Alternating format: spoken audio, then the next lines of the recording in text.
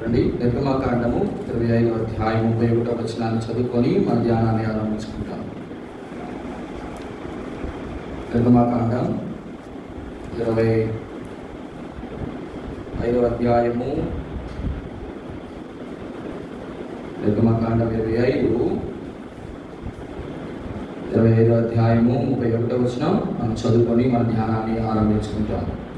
మరియు నీవు మేలిమి బంగారపు దీపవృక్షమును చేయవలను, నక్షి పనిగా ఈ దీపవృక్షమును చేయవలను, దాని ప్రకాండము దాని శక్కలను నక్షి పనిగా చేయవలను, దాని కలశములు దాని మొగ్గలు దాని పువ్వులు దానితో ఏకాండమై ఉండవలను. వాక్య సాయంత్రం ప్రార్థన చేస్తుందాం. పరిశుద్ధుడు తండ్రి, పరిశుద్ధ స్తోత్రాలు మన పాసానికి వస్తున్నాం. ప్రభా చేయవచ్చినటువంటి బిడ్డలతో ప్రభు దయచేసి మీ మహిమ కొరకు ప్రభా ఈ కూడికి అంతట్లో మీరు నడిపించి సహాయం చేసి ప్రభుత్వం అనుగ్రహించి ప్రభా తండ్రి మీరే మాట్లాడి సహాయం చేసి మీరే కలుపుతున్నాం. అసలు చేసినాం ప్రార్థించి అడుగుతున్నాం తండ్రి. చూడండి, ఈ రోజుతో ఈ యొక్క ధ్యానం మనం ముగించుకోవడానికి ఈ దీపవృక్షం గురించినటువంటి తలంపులు మనం ముందు చూసుకొని మనం ఈ ధ్యానాన్ని ఆరంభిద్దాం. దీపవృక్షమునకు ఆయన చేసినప్పుడు దాని ప్రకాండమును దాని శాఖలను నగిషి పనిగా చేయమన్నాడు. దేనికి చేయమన్నాడంటే ఈ దీపవృక్షమును చేయవలెను. నకిషి పని అంటే మీకు ఆల్రెడీ మనం ఆరంభంలో మనం ధ్యానించినాం. నకిషి పని అంటే శుద్ధితో పట్టబడినది, అయితే శ్రమ అనుభవము అనేటువంటి మాటను మనం జ్ఞాపకం చేసుకుంటూ వచ్చాం. కాబట్టి ఈ నకిషి పనిని ఆ దీపవృక్షం చేసినప్పుడు 3 విషయాల్లో చాలా జాగ్రత్త వహించాలి. మొదటిది, ఈ పని చేసినప్పుడు సూక్ష్మంగా పరిశీలించి పనిచేయాలి. సూక్ష్మంగా పరిశీలించి పని చేస్తారు. రెండవది, కళాత్మకంగా దానిని చేయాలి. మూడవది, అన్నిటికంటే ముఖ్యంగా చాలా శ్రద్ధతో దానిని చేయాలి. ఈ 3 కూడా ఈ దీపవృక్షము నక్షి పని చేసేవాడికి చాలా ప్రాముఖ్యం. అంటే ఈ నక్షి పని చేసేటువంటి వ్యక్తి చాలా జాగ్రత్తగా, చాలా సూక్ష్మంగా, చాలా కళాత్మకంగా లేక పరిశీలనగా ఈ పని చేయాలి. అప్పుడే ఆ బాదము రూపమైనటువంటి మొగ్గలు, కలశములు, చెప్పండి, బాదము రూపము కలిగినటువంటి కలశములు, మొగ్గలు, పువ్వులు అనేవి ఆ దీపవృక్షానికి ఏకాండముగా చేయబడతాయి, చక్కగా చేయబడతాయి. ఇక్కడ జ్ఞాపకం చేయబడుతున్న ప్రాముఖ్యమైన మాట, వేటేటి నకిషి పనిగా చేయమన్నాడంటే దాని ప్రకాండమును దాని శాఖలను నకిషి పనిగా చేయవలను. దీపవృక్షము అని అనటంతోనే అది ఒక సంపూర్ణమైనటువంటి వెలుగునిచ్చేటటువంటి ఒక అలంకరణ రూపముగా ప్రత్యక్ష గుడారములో పెట్టబడినటువంటి వస్తువు అని పాత నిబంధన గ్రంథంలో మనం చూస్తాం. కానీ కొత్త నిబంధన వచ్చేసరికి ఈ దీపవృక్షం మనకు పోలిక అయినటువంటి మన ప్రభు వారి యొక్క సంపూర్ణ వెలుగునకు సూచన, లేకపోతే సంపూర్ణమైన సౌందర్యానికి సూచన. ఎందుకంటే వెలుగు సాక్ష్య జీవితమునకు సూచన అని మనం చూస్తాం. ప్రియమైన వాళ్ళారా, గమనించవలసిన మాట ఏంటంటే, ఇప్పుడు ఆ యొక్క దీపవృక్షమునకు ఉన్నటువంటి మొత్తం మొదటిది ప్రకాండం. ఆ ప్రకాండం నుంచి దానిలో నుంచి నిగిడేటటువంటి కుడివైపున 3, ఎడమ వైపున, అటువైపు ఇటువైపున, కుడి ఎడమన అటు 3 ఇటు 3 మొత్తం 6 కొమ్మలు దానిలో నుంచి నిగిడాయి. అంటే దాని అర్థం ఈ ప్రకాండం ఎవరికి సూచన అంటే మన ప్రభువైన యేసుక్రీస్తు వారు. ఆయన మధ్యస్థం లేకపోతే ఆయన కేంద్ర స్థానంగా చేసుకొని ఆ దీపవృక్షం యొక్క అనుభవం గుండా మనల్ని నడిపించాలని ఆశపడుతున్నాడు. ఒకవేళ ఈ శాఖలు దేని నుంచి నిగడాలట? ఆ ప్రకాండమైనటువంటి యేసుక్రీస్తు ప్రభువుని ఆధారం చేసుకుంటూ ఇటు 3 మాత్రమే వెళ్ళాలి. మొత్తం కలిపితే 6 అనేది ఏమిటంటే మానవుని యొక్క సంఖ్య. అనగా ప్రతి ఒక్కరు కూడా ఆ దీపవృక్షముని ఆధారం చేసుకుంటూ మనం ఏం చేయాలా? వెలిగించబడాలి, లేకపోతే చేయబడాలి, లేకపోతే నిగడాలి దానిలో నుంచి. కాబట్టి ప్రియమైన వాళ్ళారా, గమనించాల్సిన విషయం ఏంటంటే ఈ ప్రకాండమును దేవుడు దేనితో చేయమన్నాడు? మేలిమి బంగారంతో చేయమన్నాడు. ఈ యొక్క కొమ్మలను దేనితో చేయమన్నాడు? మేలిమి బంగారంతోనే చేయమన్నాడు. ఇక్కడ మనం గమనించవలసిన విషయం ఏంటంటే ఏ ప్రకాండం అయితే యేసుక్రీస్తు ప్రభువుని సూచిస్తుందో ఆ ప్రకాండానికి దేవుడు ఎన్ని కలశాలు? 4 కలశాలు ఇచ్చాడు. అది ఏ రూపంగా ఉండాలన్నాడు? బాదము రూపముగా మొగ్గలు పువ్వులు ఉండాలన్నాడు. అంటే ఆ యొక్క నకిషి పని చేసేటువంటి వ్యక్తి ఆ ప్రకాండమునకు ఈ చక్కటి అలంకరణ రూపము కలిగిన అవి చేయాలి అంటే సాధారణంగా బంగారములకు తీసుకొచ్చి అచ్చు వేసి చేసేది కాదు. అది దానికి కావలసినటువంటి పని, నైపుణ్యము, సేవ, పరిచర్య చాలా క్లిష్టమైనది. అంటే దాని అర్థం ఆ యొక్క ప్రకాండము ఆ దీపవృక్షునికి ఆకారంలో రావాలంటే ఖచ్చితంగా అవి కనీసము ఎటువంటి అనుభవాలు గుండా వెళ్ళాలి అంటే శ్రమ అనేటువంటి అనుభవం గుండా వెళితేనే ఆ ప్రకాండము నుంచి వెళ్ళినటువంటి 6 శాఖలు కూడా వాటికి కూడా ఏమున్నాయి? మలచబడ్డాయి కదా. అంటే పాదం రూపంగా ఆకారం గల పువ్వులు, మొగ్గలు, పుష్పాలు కూడా దానికి ఉన్నాయి కదా. అంటే ఏ యొక్క అనుభవం అయితే ప్రకాండములోనికి పరిచర్య సేవ రూపంలో అలంకార రూపంలో మలచబడిందో అదే విధంగా 6 మనిషికి 6 కొమ్మలు మానవుడు సూచిస్తున్నాయి. ఆ మానవుడు కూడా అదే అనుభవం కూడా వెళ్ళాలని దేవుని యొక్క అభిష్టం. ఇప్పుడు గమనించవలసిన విషయం ఏంటంటే యేసుక్రీస్తు ప్రభు వారి యొక్క శ్రమానుభవములో మనము కూడా ఏమవ్వాలి? ఇప్పుడు పాలివారం అవ్వాలి. కాబట్టి ఈ యొక్క ప్రకాండముల నుంచి మనకు జ్ఞాపకం చేయబడుతున్నటువంటి ప్రాముఖ్యమైన మాటలు మనం ఇలాగ చూడగలం. సాధారణంగా ఈ యొక్క నకిషి పని అంటే కొట్టబడిన, ఏంటట? కొట్టబడిన అనేటువంటి అర్థాన్ని ఇస్తుంది. ఇప్పుడు గమనించండి, బంగారాన్ని మామూలుగా ఉత్తరంగా కొట్టేస్తామా? కొడితే నార్మల్ అవుతుందా? ఎట్లాంటిది చేయాలి? ఇప్పుడు దానికి కొంత ప్రాసెస్ ఉంది, కొంత ఒక పద్ధతి, ఒక విధానంలో ప్రభు తీసుకువెళ్తాడు. అయితే విచిత్రం ఏంటంటే ప్రియమైన వాళ్ళారా, గమనించవలసిన విషయం ఏంటంటే ఈ ప్రకాండము అనేటువంటి యేసుక్రీస్తు యొక్క అనుభవం గుండా మనం వెళ్ళాలని చెప్పాను కదా. ఇప్పుడు ఇంతకీ యేసుక్రీస్తు ప్రభు వారు ఎటువంటి అనుభవం గుండా వెళ్ళాడు అనేది కూడా మనము చూస్తే అప్పుడు దానిలో నుంచి నిగడేటువంటి 6 కొమ్మలకు సూచన మన మానవుడు కూడా అదే విధముగా వెళ్ళాలి, ఉండాలని దేవుని యొక్క అభిష్టం. కాబట్టి కొన్ని విషయాలు మనం చూడడానికి ప్రయత్నం చేస్తాం. ఇప్పుడు ఈ దీపవృక్షంగా మలచబడినటువంటి ఈ యొక్క ప్రకాండం కానీ ఈ 6 కొమ్మలు కానీ ఎటువంటి అనుభవాలు ఉన్నాయో ఒక శ్రేష్టమైన ఒక 7 విషయాలు మనం చూసి మన ధ్యానాన్ని ముగిస్తాం. ఇప్పుడు గమనించండి, సుత్తితో దానిని కొట్టినాడు. ఆ కొట్టబడడానికి ముందుగా ఈ ప్రకాండము ఎటువంటి అనుభవంలోకి వెళ్ళింది అంటే దాని అర్థం బంగారపు ముద్దను తీసుకొచ్చి డైరెక్ట్ గా ఆ దీపవృక్షం యొక్క ఆకారం రాలేదు. దాన్ని ఏం చేశాడంటే అగ్నిలోని దాన్ని ఏం చేశాడు? కాల్చినాడు. గుర్తుంచుకునండి, కాల్చబడినటువంటి అనుభవం. కాల్చిన తర్వాత దాన్ని ఏం చేశాడంటే ఈ సేవ చేసినవాడు, పరిచర్య చేసేవాడు ఏం చేశాడంటే దానిని ఏం చేశాడు? అగ్నిలో నుంచి బయటికి తీసి ఇప్పుడు ఏం చేశాడు? దానిని కొట్టాడు. కొట్టడం అంటే ఏ కొట్టడము? నలగ కొట్టాడు. కాల్చడము అనేది ఏంటంటే అగ్నిలోని కాల్చడం. ఇది కూడా శ్రమకి సూచన. నలగ కొట్టడం అనేది కూడా పెయిన్, బాధ, అనగా శ్రమకే సూచన. అయిన తర్వాత మాత్రమే ప్రియమైన వాళ్ళరా 3వ అనుభవంలోకి వస్తారు. అది మలచబడుట. 3 విషయాలు జ్ఞాపకం చేసుకోండి. కాల్చబడుట, చెప్పండి, కొట్టబడుట, 3వది మలచబడుట. మరొకసారి చెప్పండి. కాల్చబడుట అగ్నిలో, సుత్తుతో కొట్టబడుట, 3 చెప్పండి మలచబడుట.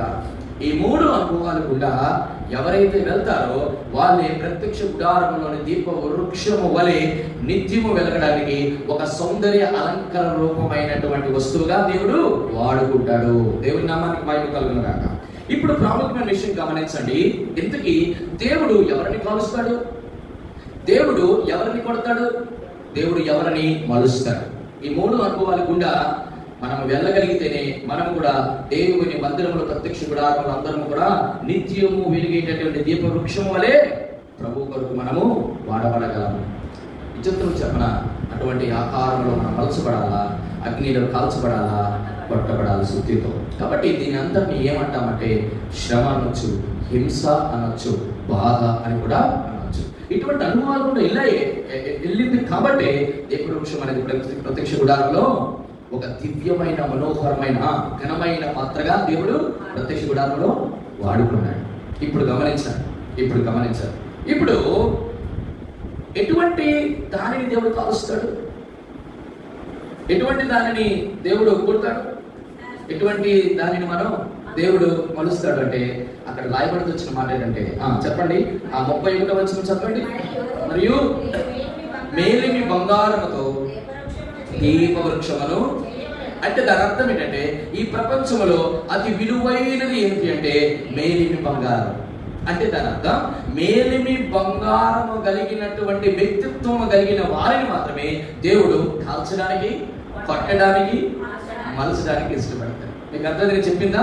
అంటే దాని అర్థం విలువైన అనగా దేవుని దృష్టిలో విలువైన వాటిని మాత్రమే దేవుడు ఏం చేస్తాడు? శ్రమ అనేటువంటి అగ్ని పరీక్షలు గుండా తీసుకెళ్తాడు.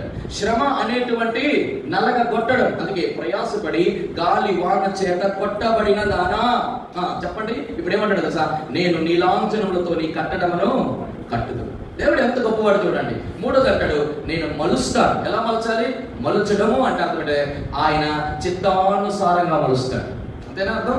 ఆయన మలచడం అంటే మన ఇష్టానుసారంగా, మన చిత్తానుసారంగా మనము మలుచుకుంటే అవ్వదు. ఆయన చిత్తానుసారముగా మనం ఎదగవాలంటే పాదము రూపము కలిగినటువంటి పువ్వులుగా, చెప్పండి, మొగ్గలుగా, ఏమన్నాడు, కలుషములుగా దేవుడు మార్చాలనుకుంటాడు. ఇప్పుడు జ్ఞాపకం చేస్తున్న ప్రాముఖ్యమైన ఇంతకీ ఈ విలువైన వాటిని దేవుడు ఎందుకు కోరుకున్నాడు అనగా వ్యక్తిత్వం ఎలాంటిది? బంగారము లాంటి వ్యక్తిత్వం. అర్థమైందా? బంగారము తనకి తెలిసి తెలియక కాదు. బంగారం అనుకుంటది, నేను ఇంత విలువ దేవుడు నాకు ఎందుకు ఇచ్చాడు? విలువ దేని బట్టి వచ్చింది? మనం అందరం కూడా విలువైన వారమే. దేవుడికి మనం ఎందుకు అంత విలువైన వారం చెప్పండి? ఎందుకంటే విలువైన నిష్కలంకమైన పరిశుద్ధమైన రక్తముతో మనల్ని, అంటే దాని అర్థం ఏంటంటే కాల్చబడి కొట్టబడి మలచబడినటువంటి ఈ విలువైన బంగారాన్ని దేవుడు ఏం చేస్తాడు? మనమైనా ఏం చేస్తాం? క్రయమిచ్చి కొనుక్కుంటాం. ఉత్తరికి దొరకదు.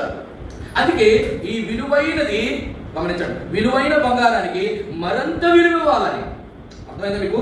ఒకటి ఏంటంటే ఏదంటే ఇది విలువైనదా కాదా అన్నది దేని ద్వారా అవుతుంది? అగ్నిలోని పరీక్ష చేస్తేనే అది విలువైనదా, అది బంగారమా కాదా అనేది తెలుస్తారు. నెంబర్ 1. నెంబర్ 2 ఏంటంటే అది కాల్చడం ద్వారా ఆ బంగారానికి ఉన్నటువంటి మస్టు మలినము అంతా కూడా పోతుంది. దాని కొరకు కూడా కాల్చాలి. 3వది ఏంటంటే తెలుసా, ఆ అగ్నిలోనికి వెళ్ళిన తర్వాత ఆ బంగారము అలా ఉండదు. ఏమవుతుంది? ద్రవముగా మారుతుంది. ఎలా మారుతుంది? ఇప్పుడు ద్రవముగా మారినటువంటి ఈ బంగారం ఏదో అచ్చు తీసుకున్నాం అనుకో, అచ్చులో పోస్తే ఇప్పుడు ఆ యొక్క ఆకారాన్ని సంతరించుకుంటుంది. అర్థమైంది మీకు చెప్పిన మాట? అప్పుడేమవుతుందంటే దేవుడికి కావలసిన అలంకారం ఎప్పుడైతే వచ్చిందో అది దేవుడు అలంకార రూపంగా తన మందిరానికి వాడుకుంటాడు. అందుకే కదా దేవుడు నాటినటువంటి చెట్లు ఏదైనా అతి శ్రేష్టమైన దేవదార వృక్షములు ఆయన పరిశుద్ధ మందిరమునకు అలంకారంగా ఉపయోగించాడు. అలాగే దేవుడు ఏం చేస్తాడంటే ఆ దీప వృక్షము ఆ యొక్క పరిశుద్ధ స్థలంలో ఎంట్రీ అవగానే ఆ మేలిమి బంగారముతో తలతలలాడుతున్నటువంటి ఏంటంటే ఆ దీప వృక్షం చూసి యాజకుడు అనుకుంటాడు, దీప వృక్షమా నీకు దేవుడు ఎంత ఆధిక్యతనిచ్చాడు. ఎందుకంత ఆధిక్యత వచ్చిందంటే శ్రమల గుండా అనేటువంటి అగ్ని పరీక్షల గుండా వెళ్ళింది. తనకున్న మస్తునంతటిని కూడా వదిలించుకుంది. దేవుడికి కావలసిన ఆకారంలో మలచబడింది. ఈరోజు నా జీవితంలో దేవుడు ఏం చేయాలనుకుంటున్నాడు తెలుసా? మనల్ని కాల్చాలి, మనల్ని కొట్టాలి, మనల్ని మలచాలని అనుకుంటాడు. ఎప్పుడో తెలుసా? ఎవరిని తెలుసా? చెప్పండి. ఎప్పుడు తెలుసా? ఎవరిని తెలుసా? ఎవరిని అంటే తన దృష్టికి విలువైన వారు. ఎవరు విలువైన వారు? యేసు రక్తము చేత కొనబడినటువంటి నేను మనమందరం కూడా దేవునికి ఎటువంటి వారము? విలువైన వారు. ఇప్పుడు విలువైన వారు అని దేవుడు కొన్నాడు, బాగానే ఉంది. ఈ విలువ ఎంతవరకు కాపాడుకుంటారు? మీకు అర్థమైందా? ఇప్పుడు ఉదాహరణకి నా కుమారుడు కంటే వాడికి ఏదో ఒక పుట్టినరోజుకో లేకపోతే దేనికో నేనేం చేశానంటే ఒక బంగారపు ఏం చేశాను? రింగ్ని ప్రజెంట్ చేశాను అనుకుందా. నేను డబ్బులు పెట్టుకున్నాను కదా, ఇప్పుడు కొన్నటువంటి రింగ్ని వాడికి చేతికి పెట్టాను కదా. పెట్టిన తర్వాత ఇప్పుడు ఈ రింగ్ని ఏం చేయాలి? వాడు పడుకోవాలా లేదా? పోగొట్టుకుంటాడా? అంటే వాడు కాపాడుకున్న దాన్ని బట్టి వాడి యొక్క వ్యక్తిత్వము ఆధారపడి ఉంటుంది. అంటే ఈ విలువైనది తనకి ఇవ్వడానికి ఈ వ్యక్తిత్వము వీడికి ఎలా ఉందో లేదో నేనేం చేయాలా? పరీక్షించాలి. ఈ రోజు దేవుడు కూడా మనం పరీక్షిస్తాడు. దేవుడు మనం పరీక్షిస్తాడు. ఉదాహరణకి ఎలా పరీక్షిస్తాడు? ఉదాహరణకి నా కుమారుడికి సమయానికి డబ్బులు లేవు, నేను డబ్బులు ఇవ్వదా, కానీ ఒక ఎమర్జెన్సీ అర్జెంటుగా ఏం చేయాలా? డబ్బులు కావాల్సి వచ్చింది. ఇప్పుడు ఏం చేస్తాడు? మనమైతే అమ్మేస్తాం. కానీ దాని విలువని ఎరిగిన వాడు ఏం చేస్తాడు? నేను ఆకలికి అలమటించి ఉండిపోతాను, నాకు డబ్బులు లేకపోయినా నడిచేనా వెళ్ళిపోతాను, కానీ మా నాన్నగారు ఇచ్చినటువంటి ఎంతో క్రయం చెల్లించినటువంటి ఆ ఉంగరమును మాత్రం నేను ఎట్టి పరిస్థితుల్లో అమ్మను. ఈరోజు ప్రియమైన దేవుడు నీలో నాలోనే అదే చూస్తాడు. ఏంటి దేవుడు మనకి ఇచ్చింది? అంత శ్రేష్టమైనది, విలువైన వారిని దేవుడు పరీక్షించాలని కోరుకుంటాడు. అయితే పరీక్షించడం వరకు దేవుడు తన యొక్క బిడ్డలకి ఇచ్చేటటువంటి ఒకే ఒక శ్రేష్టమైన ఏంటంటే శ్రమలు అనుమతిస్తాడు. ఏంటంటే ఎందుకు దేవుడు శ్రమలు అనుమతిస్తాడు? కనీసం 7 విషయాలు మనం చూసి మనము ముందుకు కొనసాగుతాం. చూడండి, మొట్టమొదటి మాట, దేవుడు తన విలువైనటువంటి తన సంఘానికి తన శ్రమల గుండా ఎందుకు దేవుడు తీసుకెళ్ళి ఆశపడతాడంటే, మొదటిది చూడండి ఒక మాట. 1 పేతురు రాసిన పత్రిక 1వ అధ్యాయం 6 నుంచి 7 వచనాలను చదవండి. పేతురు రాసిన 1వ పత్రిక 6 నుంచి 7 వచనాలు చదవండి. ఇందువలన మిక్కిలి ఆనందించుచున్నారు కానీ అవసరమును బట్టి నానా విధములైన శోధనల చేత ప్రస్తుతం ఉన్నటువంటి కొంచెం కాలం మీకు దుఃఖము కలుగుచున్నది. నశించిపో సువర్ణం అగ్ని పరీక్ష వలన శుద్ధపరచబడుచున్నది కదా, దానికంటే అమూల్యమైన మీ విశ్వాసము ఈ శోధనల చేత పరీక్షకు నిలిచినదై యేసుక్రీస్తు ప్రత్యక్షమైనప్పుడు ఘనత కలుగుటకు కారణము అగును. నెంబర్ వన్ దేవుడు ఏం చేస్తున్నాడు ఫస్ట్ అంటే, మీ విశ్వాసము పరీక్షకు నిలిచినదై. అంటే దాని అర్థం ఏంటంటే, are you rigid or not? Rigid అంటే ఏంటి? అర్థం ఏంటంటే దృఢమైన విశ్వాసమా కాదా అంటే అర్థం ఏంటి తెలుసా? ఒక్కసారి బంగారము అనేటువంటి వ్యక్తిత్వమైనటువంటి విశ్వాసం అగ్ని పరీక్షలు కూడా వెళ్ళినప్పుడు ఆ విశ్వాసము ఏమవ్వాలా? దృఢపరచబడాలి. అది అంటే నీ విశ్వాసము బలహీనమైనదా దృఢమైనదని పరీక్షించడం కొరకు అగ్ని గుండా దేవుడు శ్రమల అనేటువంటి అనుభవం గుండా పంపిస్తాడు. మొదటిది రిజిడ్ అంటే దృఢత్వం.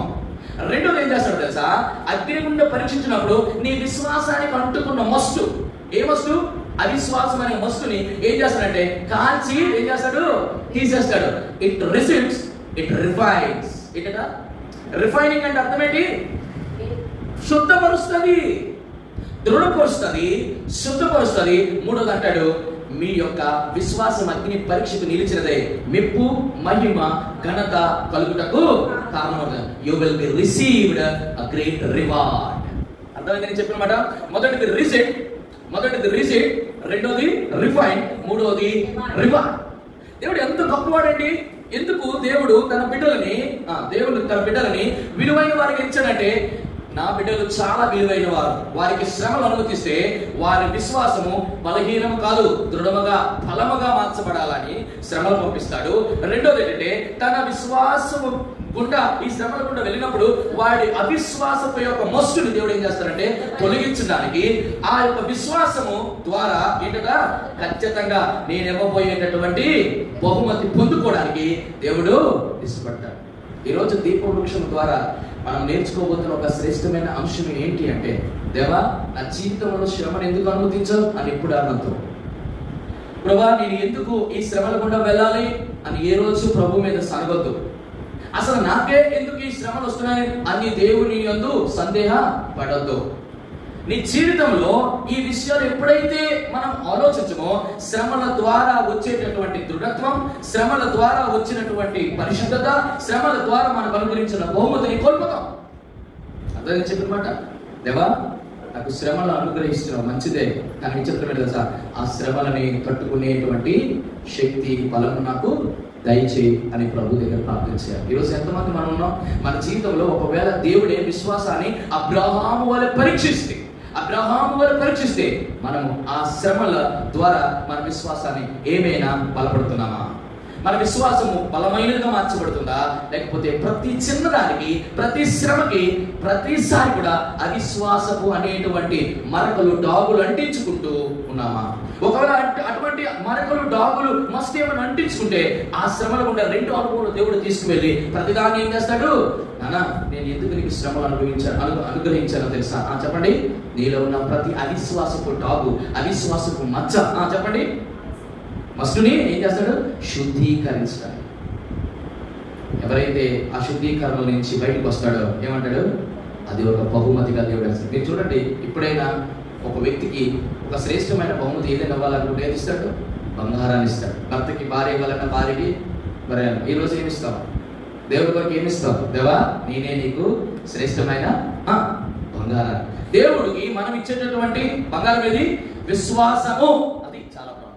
ఈరోజు నా విశ్వాసం దృఢముగా, నా విశ్వాసం చెప్పండి పరిశుద్ధముగా, నా విశ్వాసం చెప్పండి బహుమతిగా ప్రభువుకి మనం ఇచ్చేదము కాక, అటు రీతిగా ప్రభు మనం నడిపించను కాక. మొదటి అనుభవము ఏంటంటే, మొదటి విశ్వాసమునకు పరీక్ష. రెండో చూస్తాం చూడండి, ఒక మాట మనం జ్ఞాపకం చేసుకుందాం. రెండవ మాట, శ్రమల ద్వారా దేవుడు మనకు ఏం చేయాలనుకుంటాడు? రోమీయులకు రాసిన పత్రిక, రోమీయులకు రాసిన పత్రిక 5వ అధ్యాయం 3 నుంచి 4 వచనాలు.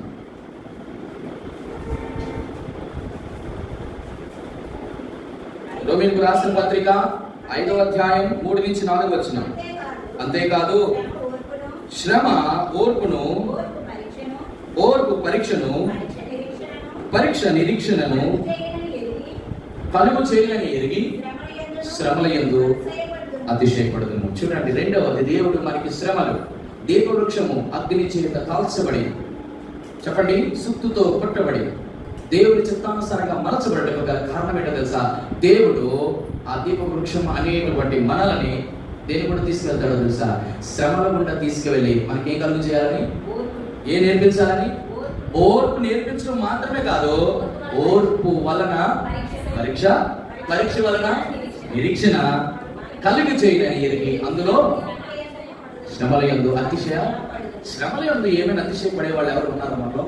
అతిశయం అంటే ఏంటి? మనకున్న దానిని బట్టి అతిశయపడతాం. అవునా కదా? దేవుడు నాకు శ్రమ అనుగ్రహించాడండి, నేను ఎంత అదృష్టం ఎవరైనా అంటారేంటి? ఎందుకు ప్రభు నాకు? అప్పుడే సందేహాలు, అప్పుడే సనుగులు. మూడో చెప్పానండి, సందేహాలు, సనుగులు. శ్రమ దినమునందున నువ్వు కృంగినెడలా నువ్వు చేతకాలను, నువ్వు సోలిపోతావు. అరే రే మర్చిపోయినారు, మొన్న చెప్పినాను నీకు. ఈ యొక్క శ్రమలు వచ్చినప్పుడు సందేహాలు ఎక్కువైపోతాయి, సనుగులు ఎక్కువైపోతాయి. శ్రమ వచ్చిందంటే ఇంకా సోలిపోతాం. ఇప్పుడు ఏమంటున్నాడంటే, నానా నీకు శ్రమ అనుగ్రహించింది ఎందుకో తెలుసా? చెప్పండి. అంటే దాని అర్థం ఏంటంటే, విలువైనదిగా ఎంచబడినటువంటి వారికి దేవుడు ఏమి ద్వారా అతిశయించాలని కోరుకుంటాడో తెలుసా? శ్రమలు యందు అతిశయించిన దేవుడు నేర్పించాలనుకుంటాడు. ఓర్పు, ఓర్పు, ఓర్పు. ఒక ఊర్లో ఒక చిన్న అబ్బాయి ఉన్నాడు. వాడు ఎప్పుడు కూడా, వాడికి డ్రాయింగ్ అంటే చాలా చాలా ఇష్టం. వాడు ఏం చేస్తున్నాడంటే, ఎప్పుడు కూడా వాళ్ళ ఫాదర్ అన్ని ఇచ్చాడు, చక్కగా డ్రా చేస్తున్నాడు. డ్రా చేసినప్పుడు ఎప్పుడు డ్రా చేసినా ఆ యొక్క ఆకారం సరిగ్గా వచ్చేది కాదు. ఏమొచ్చేది కాదు? విసిగిపోయేవాడండి, విసిగిపోయేవాడు. పెన్సిల్ అయిపోయి, కలర్ పెన్సిల్స్ అయిపోయి, పెయింటింగ్స్ అయిపోయి, అన్నీ అయిపోయేవి. కానీ ఏ రోజు కూడా కావలసిన ఆకారం కలిగినటువంటి ఆ యొక్క చిత్రలేఖనం లేక ఆ చిత్రము వచ్చేది కాదు.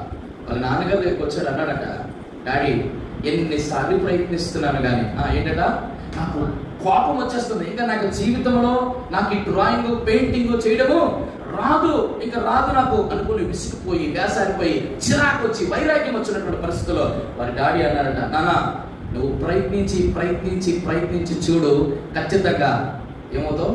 ఒక గొప్ప పెయింటర్వి అవుతావని అప్పుడు చెప్పాడట. అప్పుడు అన్నాడట, 1 రోజు 2 రోజులు 3 రోజులు నెలలు గడిచే సంవత్సరానికి ఒక మంచి పెయింటర్ పెట్టాడు, పెయింటర్ అయ్యాడు.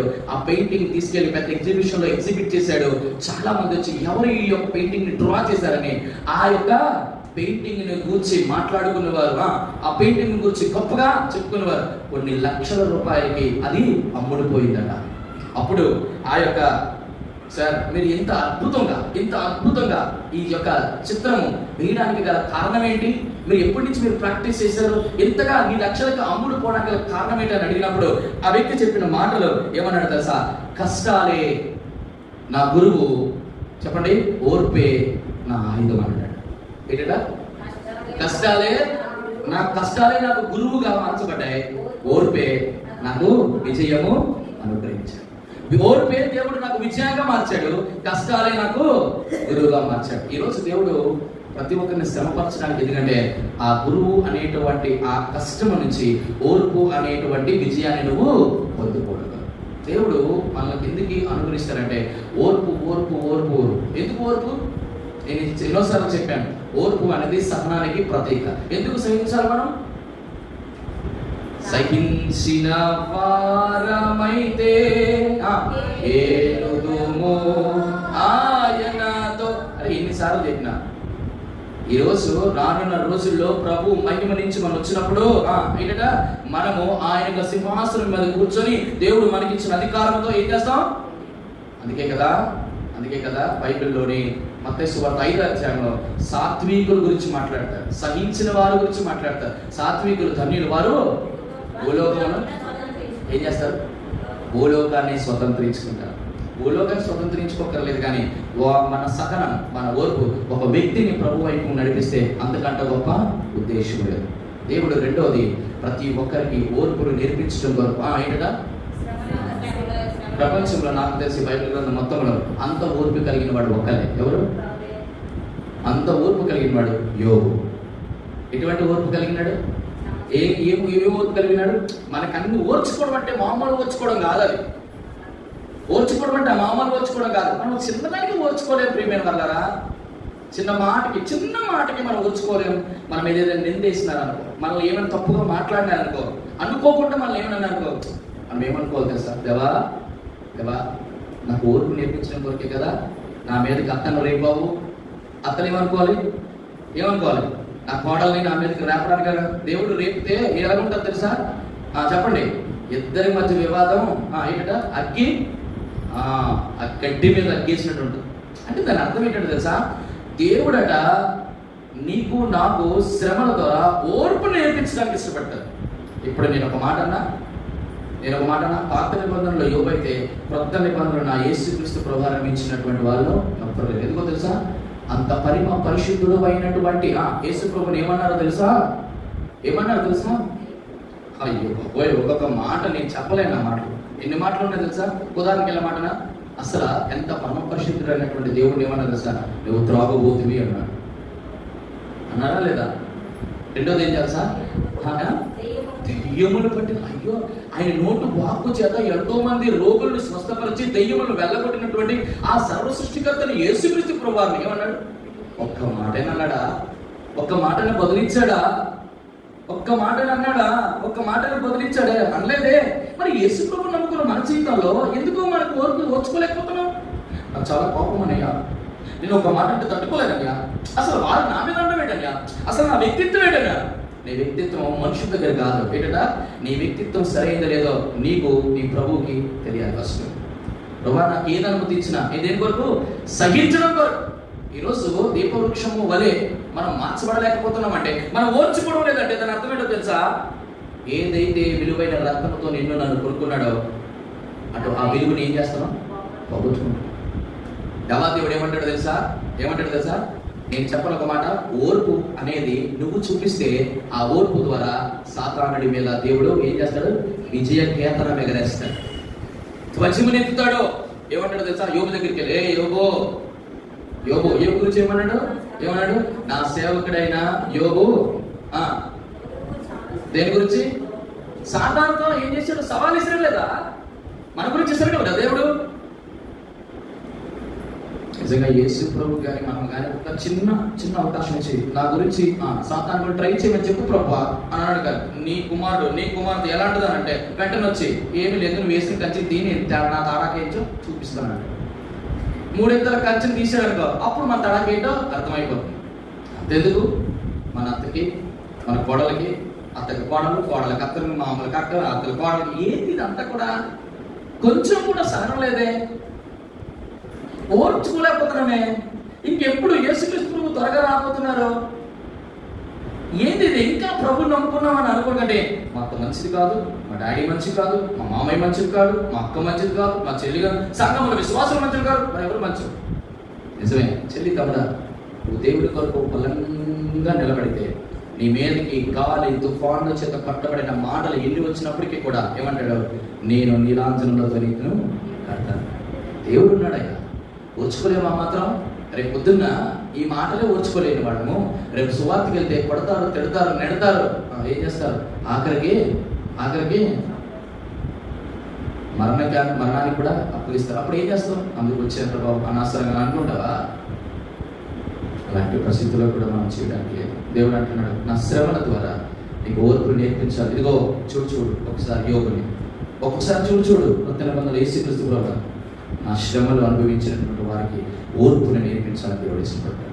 రెండవది ఓర్పు. మూడవది శ్రమలు దేవుడు ఎందుకు అనుమతిస్తాడు? విలువైనటువంటి తన బిడ్డలకు. చూడండి మూడవది ఫిలిప్పీయులకు రాసినటువంటి పత్రిక 1వ అధ్యాయం 29వ వచనం.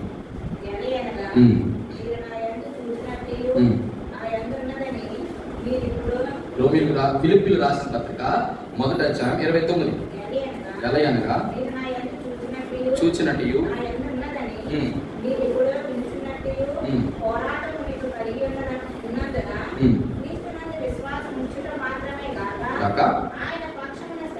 ఆయన పక్షమున శ్రమపడి ఆయన పక్షమున మనకి అనుగ్రహించా. ఏంటట?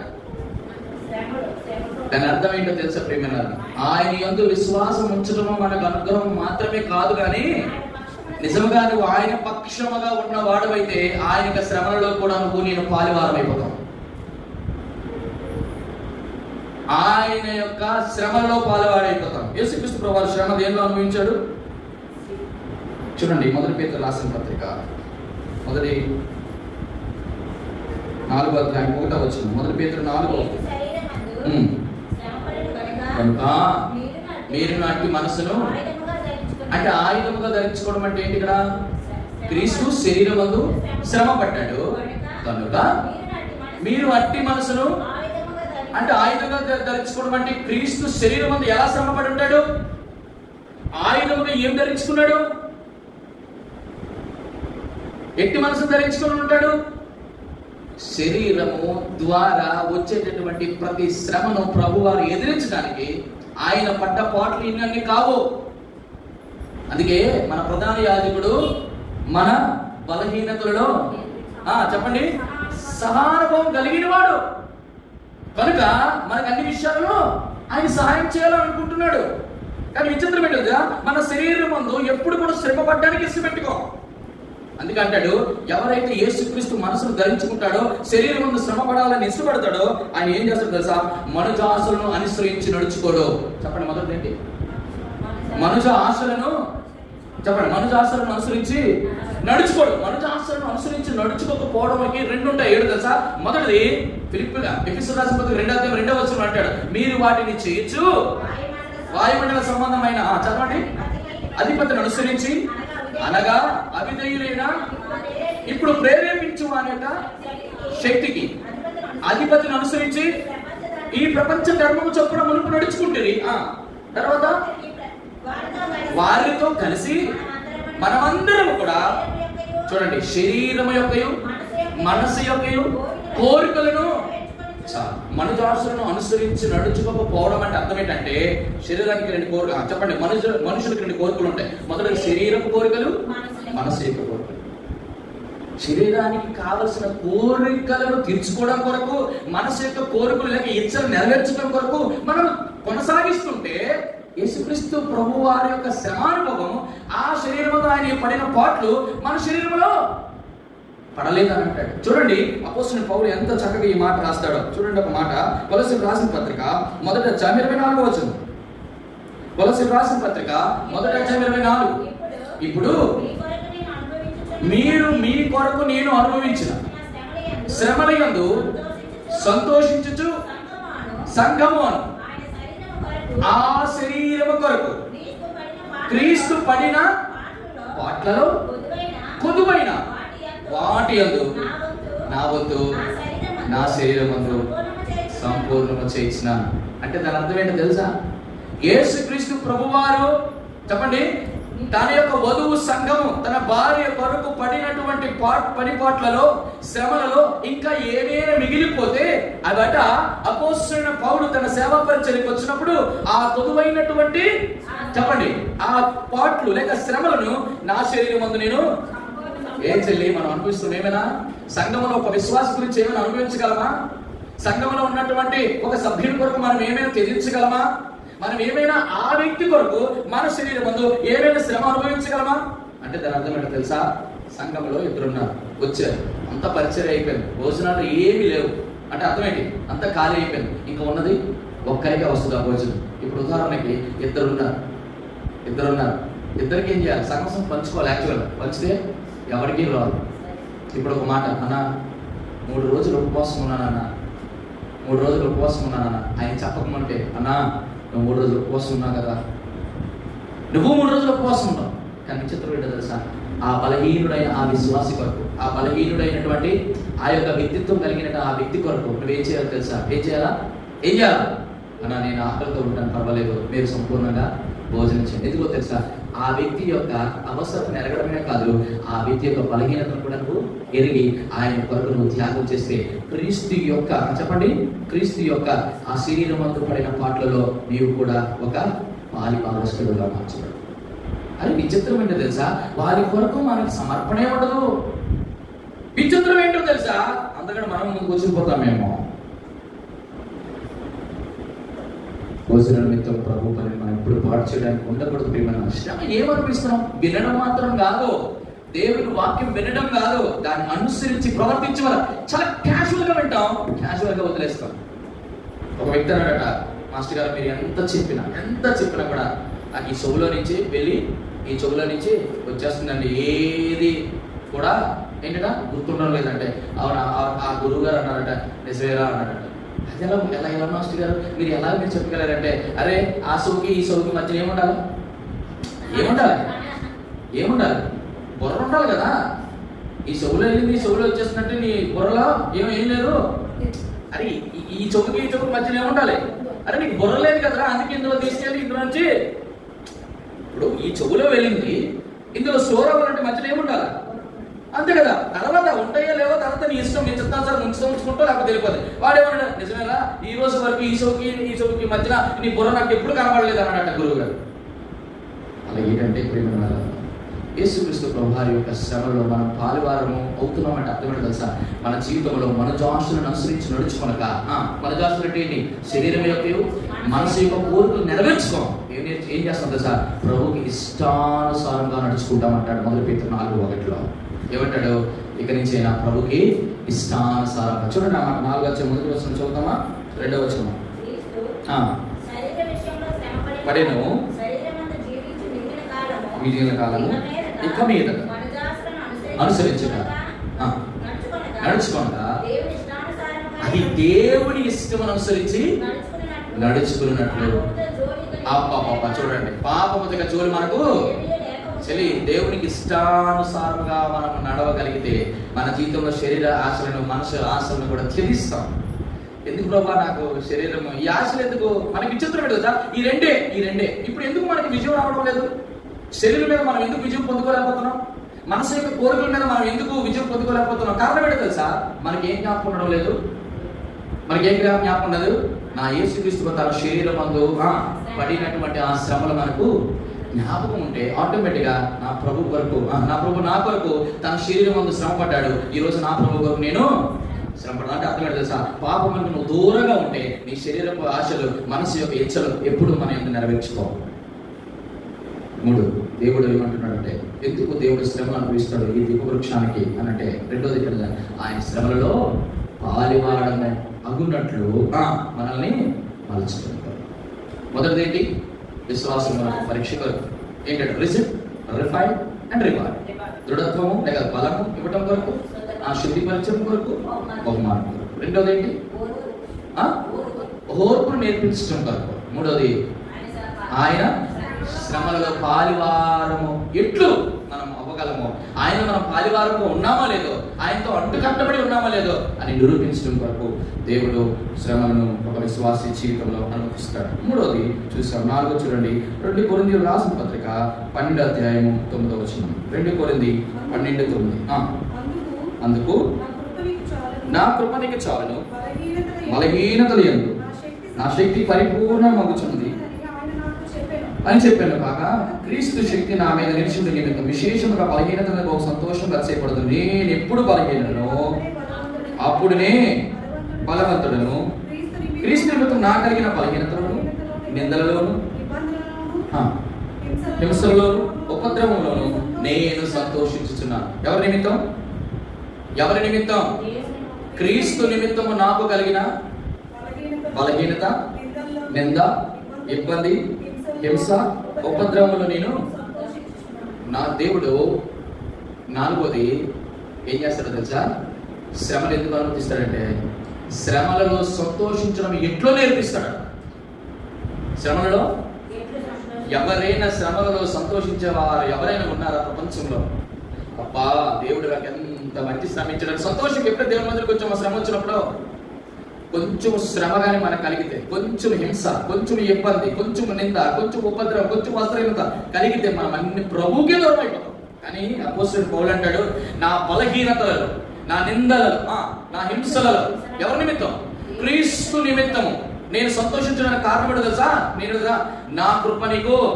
దాని అర్థం ఏంటో తెలుసా? దేవుడు ఎప్పుడు కూడా ఒక విశ్వాసికి శ్రమలు అనుమతించడానికి గల కారణం ఏంటంటే నీ శక్తి, నీ బలము, నీ జ్ఞానము, నీ వివేకము, నీ ఆలోచన పక్కన పెట్టి ఆయన కృప మీద ఆధారపడడం నేర్పించడం కొరకు శ్రమలు అనుమతిస్తాడు.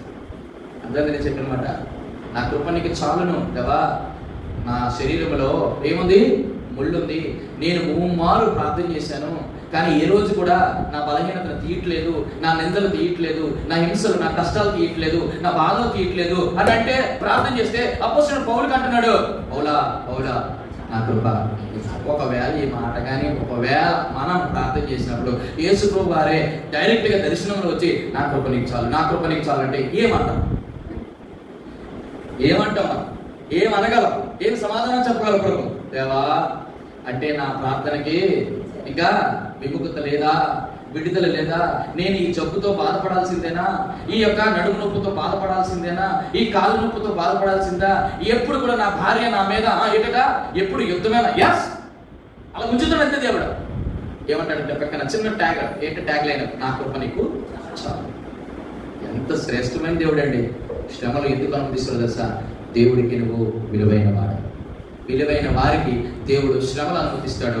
అనుమతించి ఏమి నేర్పించాలనుకుంటాడు తెలుసా? నా కృప మీద మాత్రమే నువ్వు ఆధారపడాలి అని నేర్పించడం వరకు శ్రమలు దేవుడు అనుమతిస్తాడు. ఈరోజు దేవుని కృప మీద ఆధారపడదామా? మనం దేవుని కృపను ఆధారం చేసుకుంటామా? దేవుని యొక్క కృపను ఆధారం చేసుకోకపోతే నీ బలహీనత వచ్చిన, నీ హింస, నీ ఉపద్రవ, నీ వస్త్రహీనత, నిందలు, అవమానాల్లో వెంటనే ఇమ్మీడియట్ గా తక్షణమే ప్రభుకి దూరం అయిపోతాము.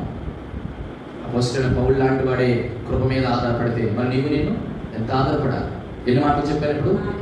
5వ మాట జ్ఞాపకం చేసుకున్నాం. చూడండి, దేవుడు ఎంత చక్కగా దేవుడు తన శ్రమను అనుగ్రహిస్తాడు. హెబ్రీయులకు రాసిన పత్రిక 12వ అధ్యాయం 6వ వచనం. హెబ్రీయులకు రాసిన పత్రిక 12. నా కుమారుడా, ప్రభువు చేయి శిక్షను తృణీకరించొద్దు. ఆయన నిన్ను గద్దించినప్పుడు విసుకకము. ప్రభు తాను ప్రేమించిన వారిని శిక్షించి తాను స్వీకరించిన ప్రతి కుమారుని దండించును. సంభాషించినట్లు దేవుడు ఎందుకు తన బిడ్డలకి శ్రమను అనుగ్రహిస్తాడు? ఇక్కడ ఏమన్నాడు? ఏం చెప్పినాడు చెల్లి? తను ప్రేమించే వారికి శిక్షను అనుగ్రహించుతున్నాడు. శిక్షించి తన కుమారుడిగా తండ్రి. చూడండి, మీరు సరిగ్గా చదవలేదు. హెబ్రీయులకు రాసిన పత్రిక 12వ అధ్యాయం 6వ వచనం కరెక్ట్గా చదువుతున్నాను. నా కుమారుడా, శిక్షను తృణీకరించదు. ఆయన గద్దించినప్పుడు విసుకగా ప్రభు తాను ప్రేమించిన వారిని శిక్షించి తాను స్వీకరించిన కుమారుని దండించిన. దేవుడు ఎందుకు శ్రమను అనుమతిస్తాడు? ఎందుకు అనుమతిస్తాడు తెలుసా? ఎట్టి పరిస్థితుల్లో నీకు శ్రమ రావడం లేదంటే దేవుని ప్రేమకు నువ్వు దూరం ఉన్నావని అర్థం. దేవుడిని ప్రేమించడం లేదని అర్థం. దేవుని ప్రేమను నువ్వు తీసుకోవడం లేదని అర్థం. దేవుని ప్రేమను నువ్వు అనుమతించడం లేదని అర్థం. అంటే దాని అర్థం ఏంటి అంటే, చూడండి, ఇక్కడ సంభాషణ ఇద్దరి మధ్య జరుగుతుంది. ఏంటో తెలుసా? ఒక తండ్రికి ఒక కుమారుడికి. ఇప్పుడు కుమారుడు ప్రతిసారి తండ్రి చేయటువంటి శిక్ష గద్దింపులు వెనుక త్రోసిగచ్చాడు అనుకో, కుమారుడు అంటాడా, నా కుమారుడు నేను చెప్పింది వినడు, నేను గద్దించినా శిక్షించినా ఏం చేస్తున్నాడు? విధేయత చూపించడం లేదు. దాని అర్థం ఏంటి? ఈ శిక్ష వెనక, ఈ శ్రమ వెనక, ఈ గద్దింపు వెనక, ఈ హెచ్చరిక వెనక ఏముంది? తండ్రి యొక్క ప్రేమ ఉంది. ఒక్కటే రుజువు, దేవా నాకు ఈ రోజు నువ్వు శ్రమ అనుమతిస్తున్నావు, నన్ను శిక్షిస్తున్నావు, నన్ను గద్దిస్తున్నావు అంటే అర్థం ఏంటి? ఎప్పుడు తండ్రి కుమారుడు శిక్షిస్తాడు? ఎప్పుడు గద్దిస్తాడు? ఎప్పుడు గద్దిస్తాడు? సాధారణంగా తండ్రి ఎప్పుడు శిక్ష గద్దిస్తాడు? మాట, అరే నువ్వు నా మాట వినడం లేదు, నువ్వు సరైన మారు మనసు లేదు, నువ్వు చేస్తున్న పనులు సరిగ్గా లేవు, ఇగో బయట వాళ్ళు చెప్తున్నారు నీ కుమారుడు ఇలాగా, నీ కుమారుడు అలాగని, ఆ మాటలు నేను భరించలేకపోతున్నాను, జాగ్రత్త జాగ్రత్త సుమి అని ఎన్నోటువంటి ఏం చెప్తాడు? అనేకమైన హెచ్చరికలు గద్దించి చేస్తాడు. అవునా కాదా? అలాంటప్పుడు వినకపోతే చెప్పండి, తండ్రి యొక్క ప్రేమను కోల్పోతాడు. ఖచ్చితంగా కోల్పోతాడు. దేవుడు మనల్ని శిక్షించినప్పుడు, శ్రమకు గురి చేసినప్పుడు, హెచ్చరించినప్పుడు, గద్దించినప్పుడు ఏం చేస్తాడు సార్? ఆ శ్రమని దేవుడు ఏం చేస్తాడు సార్? క్రమశిక్షణ కొరకు వాడతాడు. దేని కొరకు? ఎన్నోది ఈ మాట? 5వది ఏం చేస్తాడు? శ్రమని ఎందుకు ఇస్తాడు ప్రభు? మనకి క్రమశిక్షణ నేర్పించడం కొరకు ఇస్తాడు. ఒకవేళ మనకి క్రమశిక్షణ లేదనుకోండి, ఏమైపోతాం? క్రమము తప్పిపోతాం, అంటే అక్రమంలోకి వెళ్ళిపోతాం, అంటే అతిక్రమంలోకి వెళ్ళిపోతాం, అంటే పాపంలోకి వెళ్ళిపోతాం. ప్రభు యొక్క ప్రేమను మనం అర్థం చేసుకుంటే, దేవా నన్ను ప్రేమించావు కాబట్టి ఆ మీద పూర్తి అధికారం నీకే ఉంది ప్రభు.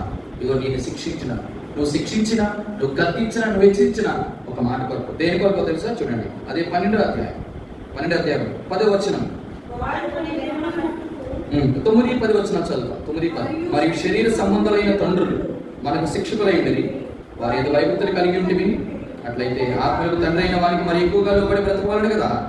మరి కొన్ని దినముల మట్టుకు తమకు ఇష్టమై ఇచ్చినట్లుగా శిక్షించరు, కానీ మనము తన పరిశుద్ధతలో పాలు పొందవాలని మన మేలు కొరకే. మన జీవితంలో ప్రభువు ఎప్పుడు శ్రమ శిక్ష అనుగ్రహించాడంటే మేలు ఏంటి అంటే, ఆయన చేస్తున్న మేలు అంటే తెలుసా? తన పరిశుద్ధతలో పాలువారం అవుతాడు. We are the partakers in his holiness. ఆయన పరిశుద్ధులుగా, ఆయన పరిశుద్ధులైన దేవుడు. మన డాడీ పరిశుద్ధుడు, మన ఫాదర్ పరిశుద్ధుడు. ఆ పవిత్రతలో మనము కూడా పారివారం అవడం కొరకు ఏం చేస్తున్నాడు? మన మేలు కొరకు ఆయన. ఒకవేళ దేవుడు కానీ మనల్ని శిక్షించడం లేదనుకో, మనం ఎందులో పాలువారం? ఆయన పరిశుద్ధులో పాలువారం కాక పాపముతో జోలి ఉందని. ప్రభువుని ఎంతగా కనపరచాలి మనం. దేవా నాకు అనుగ్రహించినటువంటి ఏంటట? అనుగ్రహించిన శిక్ష కొరకు నేను స్తుతిస్తాను ప్రభా. నేను ఉదాహరణకి నేను ఇట్లా చెప్పనా, తన కుమారుడు ఏది చేసినా, ఎలాంటి పనికి మాలిన పని చేసినా, ఎలాంటి దౌర్భాగ్యము, దుర్మార్గము, దుష్ట పని చేసినా తండ్రి శిక్షించట్లేదు, గద్దించట్లేదు అంటే ఏంటి దాని అర్థం? దాని అర్థం ఏంటి? చెప్పండి. తండ్రి శిక్షించని కుమారుడు చెప్పండి, జ్ఞానం గలవాడు కదా, మూర్ఖుడు, దుష్టుడైపోతాడు, చివరికి తన పరిశుద్ధుల నుంచి బయటకు వచ్చేస్తాడు. అందుకే ప్రభు మనం శిక్షిస్తాడు ఒకసారి. ఎందుకో తెలుసా? నేను పరిశుద్ధుడిని, నా కుమారుడు కూడా పరిశుద్ధంగా ఉన్నాడు. దేవా ఈ పరిశుద్ధుల పాలువారు ప్రభా నువ్వు ఇచ్చిన కృపకి వందనాలు. ఎన్నో మాట అది 6-7 మనం చూసి ముగిస్తున్నాను. రండి, 2 కొరింథీయులకు రాసిన పత్రికలో 1వ అధ్యాయం 6వ వచనం. 2 కొరింథీ 1:6.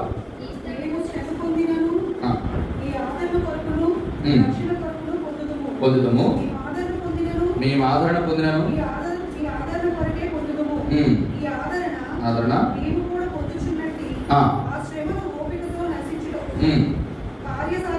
కార్యసాధకమై ఉన్నది. దేవుడు మనకి చెప్పండి శ్రమలు ఎందుకు అనుమతిస్తాడు? 1:6 ఏం చెప్పినాడమ్మా? ఒకవేళ శ్రమ పొందితే ఎవరు ఆదరణ కొరకు? మీ ఆదరణ కొరకు, మీ రక్షణ కొరకు. అమ్మా కొన్నిసార్లు దేవుడు శ్రమలో ఎవరి కొరకు తెలుసా? నీ కొరకు. నువ్వు ఏదో తప్పు చేసావు, నేరం చేసావు, ఏం చేసావు, దేవుడికి వ్యతిరేకంగా ఉన్నావని దేవుడు శ్రమలో అనుమతించాడు. దేనికి అనుమతిస్తాడు చెప్పండి? ఇతరుల యొక్క రక్షణ కొరకు, ఇతరుల యొక్క ఆదరణ కొరకు. అంటే దాని అర్థం ఏంటో తెలుసా? ఇందాక మనం చదివాం, ఒకవేళ క్రీస్తులో మనం పాలివారం ఉన్నాము, పాలివారం అయ్యామంటే ఇతరుల యొక్క రక్షణ కొరకు, ఇతరుల యొక్క ఆదరణ కొరకు మనం ఇవ్వాలా? శ్రమలు అనుభవించాలి. దాని అర్థం ఏంటో తెలుసా? ఒక వ్యక్తిని దేవుడి దగ్గర నడిపించడం వరకు మన దగ్గర ఉండదు. చాలా కష్టాల్లో ఉంటాం, చాలా బాధలో ఉంటాం. అయినా కూడా ఆ శిష్యులు, ఆ సేవకులు అంటున్నారు, ఒకవేళ దేవుడు విషయంలో మేము శ్రమ అనుభవించవలసి వస్తే అది మీ రక్షణ కొరకు, మీ ఆదరణ కొరకు మేము శ్రమ అనుభవిస్తాం. ఈరోజు ఎంతమంది మన జీవితంలో ఇతరుల యొక్క రక్షణ కొరకు, ఇతరుల యొక్క ఆదరణ కొరకు మనం శ్రమ పడాలని ఇష్టపడతాం? మనకు వచ్చే శ్రమ మనం తీరుకోలేకేసి వస్తే, బయటికి రాలేకపోతే, ఇతరుల యొక్క రక్షణ కొరకు, ఇతరుల యొక్క ఆదరణ కొరకు మనం ఏమైనా శ్రమ పడగలుగుతామా? నాకు ఎంత అనిపించిందంటే ఈ మాట చదివినప్పుడు, ఎట్లయ్యా మేము ఎలా ఉండగలం అలాగా? ఇతరుల రక్షణ కొరకు, ఇతరుల యొక్క ఆదరణ కొరకు, దేవా నువ్వు మాకు శ్రమ అనుమతిస్తావా? అసలు అనుమతిస్తా వెంటనే ఇమీడియట్ గా దేవుడి మీద మనం ఏమైపోతాం? రివర్స్ అయిపోము. నేను ఇంత పవిత్రంగా బతుకుతున్నాను, ఎవరి రక్షణ కొరకు, ఎవరి ఆదరణ కొరకు నన్నెందుకు ప్రభా ఏంట శ్రమ పరుస్తావు? ఆ మాట అనుకుంటే మన రక్షణ కొరకు, మన ఆదరణ కొరకు మన ప్రభు యేసుక్రీస్తు వారు శ్రమ అనుభవించలేదా? మన రక్షణ కొరకు, మన ఆదరణ కొరకు యేసుక్రీస్తు ప్రభు అరే కలవరి సిలువలో చెప్పండి రక్తము కారునంతగా సిలువలో సహించినటువంటి ప్రభు వారిని ఎప్పుడైనా మనం జ్ఞాపకం చేసుకుంటే, దేవా నాకు ఒక్క చిన్న ఉదాహరణ ఏంటో సార్, శ్రమ అనుభవించడం అంటే ఇతరుల రక్షణ కొరకు, ఇతరుల ఆదరణ కొరకు అంటే ఒక మాటలో చెప్పాలంటే ఎన్ని పరిస్థితులు ఉన్నా సువార్త చేయడానికి వెళ్ళడం. అంతేనా? వారి రక్షణ కొరకు, వారి ఆదరణ కొరకు మనం శ్రమ అనుభవించడం ఏంటి? సువార్త ఎంత కష్టం అండి! సువార్త పరిచర్య, సువార్త పరిచర్య ఎంత కష్టం! మనం సువార్తకి వెళ్ళకపోతే వాళ్ళు రక్షణ పొందరు. మనం సువార్త చెప్పకపోతే వాళ్ళు ఆదరించబడరు. దేని చేత ఎంతో మంది బలహీనతలో ఉంటారు, చీకట్లో ఉంటారు, అనేకమైన వ్యసనాల్లో ఉంటారు. ఈ పరిస్థితుల నుంచి మమ్మల్ని ఎవరు విడిపించే నాదులు లేదా ఎన్నో ప్రయత్నాలు చేసి అలసిపోయి ఉంటారు. అటువంటిప్పుడు మనం సువార్త చేస్తే మన మాటల ద్వారా ఏమవుతారు? వాళ్ళు ఆదరించబడరా? రక్షణకు మనం మార్గం ఇచ్చినట్టు కాదా? అందుకే మనం రక్షణ సువార్త ప్రకటించినప్పుడు మార్గాలన్నీ మూసుకుపోక రక్షణ మార్గం దేవుడు వారి వరకు దేవుడు మనల్ని మన కొరకు దీపవృక్షముగా ఆయన ప్రత్యక్ష గుడారములో నిత్యము అలంకార రూపముగా, పరిశుద్ధ అలంకారముగా, విలువైన వారిగా మనం ఎందుకు తెచ్చినాడు తెలుసా? ఇతరుల రక్షణ కొరకు, ఇతరుల ఆదరణ కొరకు శ్రమ దేవుడు అనుమతిస్తాడు. ఆఖరిది ఎన్నోది? 6 5 7వది ఆఖరిది చాలా ప్రాముఖ్యమైన ప్రేమైన వల్ల ఎప్పుడు అనంటే ఏప్రిల్ రాసిన పత్రిక 2వ అధ్యాయం 10వ వచనం. ఏప్రిల్ రాసిన పత్రిక, ఎవరి నిమిత్తం ఉన్నవో, ఎవరి వలన కలుగుచున్నవో ఆయన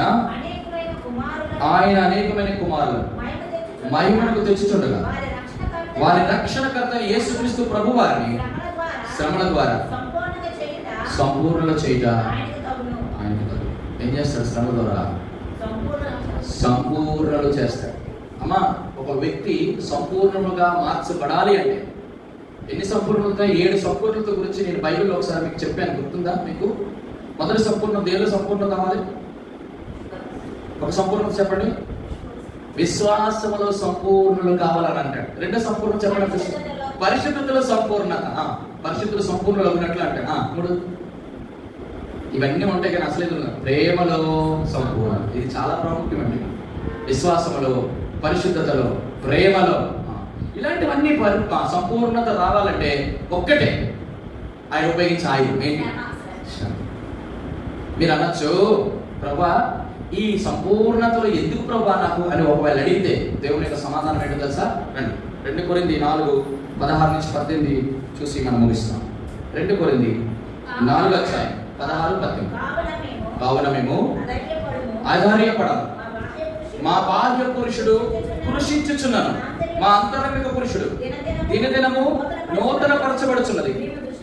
మేము దృశ్యమైన వాటిని చూడక అదృశ్యమైన వాటిని నిదానించి చూస్తున్నాము కనుక ఈ క్షణమాత్రము ముందు ఈ చురకన శ్రమ మా కొరకు అంతకంతకు ఎక్కువగా నిత్యమైన మహిమా భారమును కలుగ చేయుచును. దేని కొరకు? దేవుడు దేని కొరకు మనం సంపూర్ణత చేయాలనుకుంటున్నాడు? నిత్యమైన మహిమను ఒక రోజు ఏం చేయాలనుకుంటున్నాడు? మనకి ఇవ్వాలనుకుంటున్నాడు. ఆ మహిమలో మనం కనబడాలి. అందుకంటున్నాడు ఈ శ్రమల ద్వారా బాహ్య పురుషుడు ఏమైపోతున్నాడు? కృషించిపోతున్నాడు. శరీరం అంతా ఏమైపోతుంది? శ్రమల ద్వారా కృషిపోతుంది. కానీ లోపల అందరి పురుషుడు దినదినము నూతనం కొత్తదైపోతుందట. ఎందుకో తెలుసా? వారి దృష్ట్యా దృశ్యమైన వాటి మీద లేదు. ఎందుకో తెలుసా?